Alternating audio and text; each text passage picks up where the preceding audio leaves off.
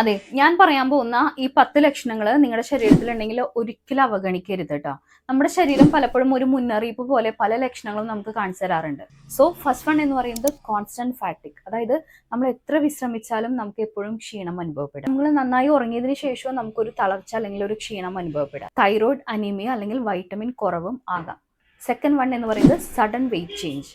പെട്ടെന്നുള്ളൊരു ഭാരമാറ്റം. കാരണമില്ലാതെ ഭാരം കൂടുകയോ കുറയുകയോ ചെയ്യുന്നത്. ഇത് ഹോർമോണൽ ചേഞ്ചസോ അല്ലെങ്കിൽ ഒരു ഡയബറ്റീസ് ചെക്കപ്പ് ആവശ്യമാണ്. തേർഡ് വൺ എന്ന് പറയുന്നത് ഫ്രീക്വന്റ് ഹെഡേക്ക്. പതിവായി തലവേദന അനുഭവിക്കുക.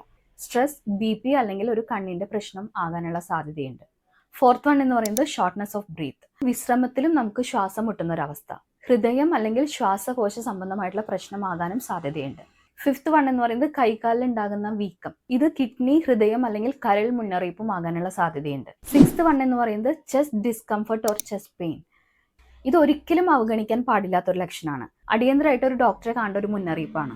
സെവൻത് വൺ എന്ന് പറയുന്നത് പെർസിസ്റ്റന്റ് ആയിട്ട് നിൽക്കുന്ന കഫ് അല്ലെങ്കിൽ വോയിസ് ചേഞ്ച്. അതായത് ശബ്ദമാറ്റമോ അല്ലെങ്കിൽ ഒരു 3 വീക്സിന് മേലെ നിൽക്കുന്ന ചുമ. അത് നമ്മൾ ശ്രദ്ധിക്കേണ്ട ഒരു കാര്യമാണ്.